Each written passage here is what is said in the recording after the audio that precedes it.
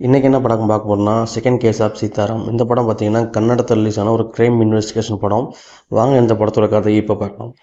ஊர் ஃபுல்லாக அனௌன்ஸ் பண்ணிக்கிட்டு இருக்காங்க, இந்த மாதிரி தொடர்ந்து கொலைகள் நடக்கிறனால புதுசாக வரவங்க யார்ட்டையும் பார்த்துருங்க, வெளியே போகாதீங்க, அவாய்ட் பண்ணுங்கள், புது பர்சன் யார்ட்டையுமே காண்டாக்ட் பண்ணாதீங்கன்னு சொல்லி அனௌன்ஸ் பண்ணிக்கிட்டு இருக்காங்க. நியூஸ்லையுமே இதை டெலிகாஸ்ட் பண்ணிக்கிட்டு இருக்காங்க. இப்போ நம்ம ஹீரோ பார்த்தீங்கன்னா அந்த ஊரில் இன்ஸ்பெக்டராக இருக்கார். இந்த கேஸை எப்படி ஹேண்டில் பண்ண போகிறோம், ஏன்னா தொடர்ந்து ஒருத்தன் கொலை பண்ணிக்கிட்டே இருக்கான், இதை எப்படி ஹேண்டில் பண்ண போகிறோம்னு சொல்லி யோசிச்சுக்கிட்டு இருக்காரு. அப்போ அந்த ஸ்டேஷனுக்கு அவரோட ஹையர் ஆஃபீஸர் வந்துடுறாரு. வந்த ஹையர் ஆஃபீஸர் இந்த கேஸை பார்த்து முடிங்க சீதாராம்னு சொல்லிட்டு போகிறாரு. நம்ம ஹீரோட பேர் தான் சீதாராம். இந்த கேஸ் எப்படியா முடிக்கணும்னு சொல்லி பல யோசனையில் இருக்கார். இந்த கேஸ் என்னன்னு சொல்லி, ஏன்னா பப்ளிக் வந்து போலீஸ் ஸ்டேஷனில் நீங்கள் சீக்கிரம் கேஸை கண்டுபிடிக்குன்னு சொல்லி அவங்களே வந்து சத்தம் போட்டுருக்காங்க. இந்த கேஸில் என்ன மாதிரி போனால் கண்டுபிடிக்கலாம்னு சொல்லி பல யோசனை இருக்கிறப்ப தான் எங்கேருந்து ஆரம்பிச்சோங்கிறத யோசனை பண்ணிக்கிட்டு இருக்காரு. இப்போ கதையை ஃப்ளாஷ்பேக்கில் ஆரம்பிப்பாங்க. நம்ம ஹீரோவுக்கு பார்த்தீங்கன்னா ஒரு அக்கா மட்டும் இருப்பாங்க. அவங்க அம்மா இறந்துருப்பாங்க. அவங்க அக்கா கூட தான் அவன் ரொம்ப நாளாக டைம் ஸ்பெண்ட் பண்ணிட்டு இருப்பான். இந்த நேரம் பார்த்தீங்கன்னா தன்னோட அக்கா வந்து லவ் பண்ணியிருப்பாங்க. அது அவங்க அப்பாவுக்கு தெரிஞ்சிடும். தெரிஞ்சனால கொஞ்சம் கண்டிப்பார். தன்னோட அக்கா போய் அவங்க லவ் பண்ணவனே கல்யாணம் முடிச்சுக்குவாங்க. இது அவருக்கு கொஞ்சம் வருத்தமாக இருக்கும். இருந்தாலும் அதை அவர் ஏற்றுக்குவார். ஒரு நாள் தன்னோட அக்கா வீட்டுக்கு வரப்போ தன்னோட அப்பாட்ட சொல்லுவார். ஆனால் தான் அப்பா இந்த விஷயத்தில் அவர் தன்னோட அக்காவை ஏற்றுக்க மாட்டாங்க. இதனால் தான் அக்கா கூட பேசாமலே போயிடுவார். ரொம்ப வருஷங்களுக்கு அப்புறம் அவர் வேலை செய்கிற அதே ஊருக்கு அவங்க அக்கா வந்துடுவாங்க. ஏன்னா அவரோட ஹஸ்பண்ட் ட்ரான்ஸ்ஃபராக இங்கே வந்துடுவார். அப்போ தான் அவங்க அக்காவை பார்ப்பாங்க. அதுக்கப்புறம் நம்ம சீதாராம் டெய்லி ரொட்டீன் லைஃப்பை வாழ்ந்துக்கிட்டு இருப்பார் அந்த ஊரில். நம்ம ஹீரோ பார்த்தீங்கன்னா இப்போ ரெகுலரான ரொட்டீன் லைஃப்பில் வாழ்ந்துக்கிட்டு இருப்பார். அந்த ஊரில் இன்ஸ்பெக்டராக இருப்பார். அவர் கல்யாணம் ஆகிறதுனால கடையில் சாப்பிட்டு அவரோட லைஃப்பை ஓட்டிக்கிட்டு இருப்பார். இப்போ பார்த்தீங்கன்னா நம்ம கடையோட ஹோட்டலோட ஓனர்கிட்ட போய் இன்றைக்கி என்ன சாப்பாடுனான்னு கேட்குறப்ப இன்றைக்கி எப்பயுமே நார்மல் சாப்பாடு தான் சொல்லி நம்ம ஜெய அண்ணா சொல்லுவார். அதுலேருந்து நம்ம சாப்பிட்டு அங்கேருந்து கதையை ஆரம்பிப்பாங்க. ஹீரோ எப்பயும் போல ரெகுலர் ஸ்டேஷன் வந்துகிட்டு இருப்பாரு. ஸ்டேஷன் வந்துட்டு உள்ள ஆளுகளும் டியூட்டி போட்டுக்கிட்டு இருப்பாரு. டியூட்டி போட்டுட்டு இருக்கும்போது இந்த மாதிரி ஒரு ஆள் மிஸ்ஸிங் கேஸ் வந்திருக்கு சார்னு. யார் மிஸ்ஸிங் சொல்கிறப்ப ஹோட்டல் ஜெயானா மிஸ்ஸிங் சார்னு சொல்கிறப்ப அவங்க ஃபேமிலியில் வந்து எல்லோரும் உட்காந்துருப்பாங்க. என்னது ஹோட்டல் ஜெயானா மிஸ்ஸிங் அப்படிம்பாரு. அப்புறமா நம்ம இன்ஸ்பெக்டரான சீதாராம் கேஸை இன்னும் என்கொயரி பண்ண ஆரம்பிப்பார். அவருக்கு ஏதாவது ஃப்ரெண்ட்ஸு ஏதாவது பிரச்சனை இருக்கா, அதாவது வேறு யாராவது எதிரிங்க இருக்காங்கன்னு சொல்கிறப்ப எதுவுமே இல்லைங்க சார்னு சொல்லி அவங்க ஃபேமிலியில் சொல்லிக்கிட்டு இருப்பாங்க. இந்த டைம் பார்த்திங்கன்னா நம்ம ஸ்டேஷனில் சீதாராமோட கான்ஸ்டபிளுக்கு ஒரு ஃபோன் வரும். இந்த மாதிரி ஒரு பாடி ஒன்று கிடக்குது அப்படின்னு சொல்லி. இப்போ ஸ்டேஷன் வந்து கிளம்பி போவாங்க எல்லோரும் சேர்ந்து. போன இடத்துல பார்த்தீங்கன்னா நம்மளுடைய ஹோட்டல் ஜெயானாவை அடித்து கொன்று கம்பியால் கெட்டி பல காயங்களை உடம்புல ஏற்றி அவரை கொடூரமாக கொலை செய்யப்பட்டு அங்கே கிடப்பார். இதை பார்க்குற சீதாராமுக்கு ஷாக்காக இருக்கும். யார் இந்த மாதிரி இப்படிலாம் கொலை பண்ணியிருக்குது அப்படின்னு சொல்லி. இப்போ என்னடா பண்ண இந்த கேஸ் என்னடா பண்ண முடியும், யார் இந்த சைக்கோ இப்படி கொலை பண்ணி போட்டிருக்கானுன்னு சொல்லி கேஸ் எடுத்துகிட்டு மார்ச்சுரிக்கு போவாங்க.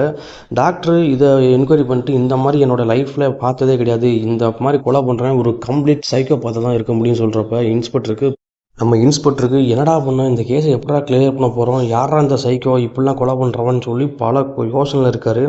இது போக ஜெயானாவோட வீட்டுக்கு அவரோட பாடியை கொடுத்து அங்கே இறுதி சடங்கெல்லாம் நடந்துக்கிட்டு இருக்கு. அவரோட இறுதி நாள் நடந்து முடிஞ்சுக்கிட்டு இருக்க டயத்தில் மறுபடியும் நம்ம ஹீரோவுக்கு ஒரு ஃபோன் வருது.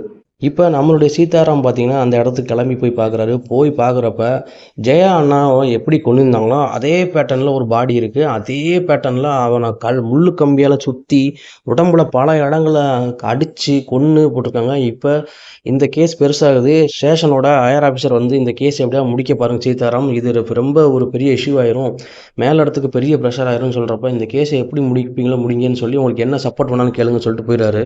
சீதாராம் எனக்கு இன்னும் அதிகமான ஆஃபீஸர் தேவை சார், இந்த கேஸை இன்வெஸ்டிகேஷன் பண்ணுறதுக்கு நிறைய ஆஃபீஸர் தேவைப்படுவாங்க, நம்ம ஸ்டேஷனில் உள்ள ஆள் பத்தாதுன்னு சொல்கிறப்ப அவரோட ஹையர் ஆஃபீஸர் உங்களுக்கு பரவாயில்ல, நான் எல்லாம் உனக்கு என்ன தேவையோ எல்லாமே ரெடி பண்ணி தரேன்னு சொல்லி மேற்கொண்டு அங்கேருந்த பழைய ஆஃபீஸர்ஸ் எல்லாம் இன்னும் வேறு ஸ்டேஷன்லேருந்து ஆளெல்லாம் இறக்கி இப்போ கேஸை இன்வெஸ்டிகேஷன் பண்ணு, நீ என்ன வேணாலும் பண்ணிக்கோன்னு சொல்லிட்டு போயிடாரு.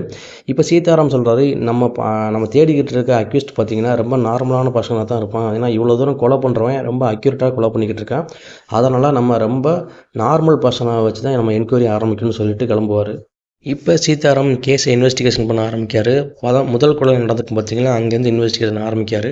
இந்த கொலை எப்படிலாம் நடந்திருக்குங்கிறது. இந்த டயத்தில் பார்த்தீங்கன்னா நம்ம சீதாராமை ஒருத்தன் வந்து கம்ப்ளைண்ட் கொடுக்குன்னு சொல்லி வந்துக்கிட்டு இருக்கான், அந்த கண்ணாடி போட்ட ஆள். இவன் என்ன செய்கிறான்னா நம்ம சீதாராம்கிட்ட வந்து ஒரு கம்ப்ளைண்ட் கொடுக்கணும் சார்ன்னு சொல்லி வந்து உட்காடுறான். என்ன கம்ப்ளைண்ட் சொல்கிறப்ப என் பொண்ணை ஒரு பையன் டார்ச்சர் பண்ணிகிட்டு இருக்கான் சார், நீங்கள் அவனை வந்து விசாரிக்கணும்னு சொல்கிறப்ப சரி நீங்கள் ஸ்டேஷனில் கம்ப்ளைண்ட் கொடுங்க, நீங்கள் எந்த ஊருன்னு கேட்குறப்ப நீங்கள் இந்த ஊரில் உங்களுடைய பக்கத்து ஊர் ஸ்டேஷனில் கம்ப்ளைண்ட் கொடுக்குன்னு சொல்கிறப்ப இல்லை சார் அவங்க அதை ரெஸ்பாண்ட் பண்ண மாட்டேங்காங்க, நீங்கள் நல்லபடியாக அந்த கேஸை முடிச்சு கொடுப்பீங்கன்னு சொல்லி தான் நான் உங்கள்கிட்ட வந்திருக்கேன்னு சொல்கிறான். இந்த டைம் பார்த்தீங்கன்னா நம்ம சீதாராம் அவருக்கு ஒரு ஃபோன் வருது. இந்த மாதிரி ஜெயராமனை கேஸை என்கொயரி பண்ணிக்கிட்டு இருக்கோம் சார். நான் அந்த இடத்துல தான் இருக்கேன், இந்த வரேன்னு சொல்லிட்டு அவர் ஒரு பாருக்கு போகிறாரு. பாருக்கு போய் அந்த பார் ஓனர்கிட்ட பேசிகிட்டு இருக்கப்போ ஜெயராமனை கடைசி எப்போ வந்தாருன்னா ஜெயண்ணா கடைசி வந்து அமௌண்ட் வாங்கிட்டு போனாங்க சார். அந்த அமௌண்ட் எதுக்குன்னு சொல்கிறப்ப இந்த மாதிரி ஹோட்டல் பக்கத்தில் ஒரு சின்ன பசங்க வந்து பிரச்சனை பண்ணுறாங்க அதுக்காண்டின்னு சொல்கிறப்ப சரி வான்னு சொல்லி சிசிடிவி ஃபுட்டேஜ் எல்லாம் செக் பண்ணிகிட்டு இருக்கப்போ அதில் ஒரே ஒரு பழைய வண்டி மட்டும் இருக்கும். இந்த வண்டியை மட்டும் வாட்ச் பண்ணிகிட்டு இருப்பாங்க. இங்கே வந்த எல்லா வண்டியோட நம்பர்ஸு எல்லாமே டீட்டெயில்ஸ்லாம் எடுத்துகிட்டு என்கொயரி பண்ணுங்கன்னு சொல்லிட்டு போயிடுவார். இப்போ இந்த கடையில் ஒருத்தன் ஒரு பாட்டில் வாங்கிட்டு இருப்பான். அவன் இப்போ கிளம்பி போய்கிட்டு இருப்பான். கிளம்பி போய்கிட்டு இருக்க டயத்தில் ஒரு இடத்துல உட்காந்துருப்பான். அங்கே போய் சரக்கு அடிக்க ஆரம்பிப்பான். இப்போ இங்கே குடிச்சிருக்க டயத்தில் ஏதோ பக்கத்தில் சவுண்டு கேட்குன்னு சொல்லிட்டு உள்ளே போவான். உள்ளே போனவன் புதருக்குள்ளே உள்ளே போய்கிட்டே இருப்பான். என்ன சவுண்டு கேட்குன்னு சொல்லி உள்ளே போகிறவன் செத்து போயிடும். அந்த சைக்கோ என்னன்னா இவனையும் தூக்கிட்டு போய் செத்து போயிடும். இப்போ ஸ்டேஷனில் என்ன ஆகுனா சீதாராம் வந்து ஜெயண்ணா கேஸுக்கு சம்மந்தப்பட்ட ஒரு பசங்களை விசாரிச்சுக்கிட்டு இருப்பார். ஜெயண்ணாக்கும் உங்களுக்கு என்ன பிரச்சனைன்னு சொல்லி அந்த டயத்தில் பார்த்தீங்கன்னா அந்த கண்ணாடி போட்டவன் வந்து வந்திருப்பான் அந்த நம்ம ஸ்டேஷனுக்கு. தான் பொண்ணை வந்து பிரச்சனை பண்ணுறான்னு சொல்லி அவன் மேலே கேஸ் கொடுக்க ஸ்டேஷனுக்கு வந்திருப்பான். சீதாராம் பார்த்துட்டு அந்த பொண்ணோட டீட்டெயில்ஸ் எல்லாமே வாங்கிட்டு இருப்பார்.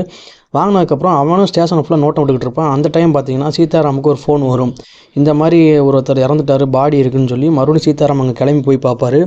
அதே பேட்டர்னில் அந்த ஆளும் கொல்லப்பட்டு அங்கே கிடப்பார்.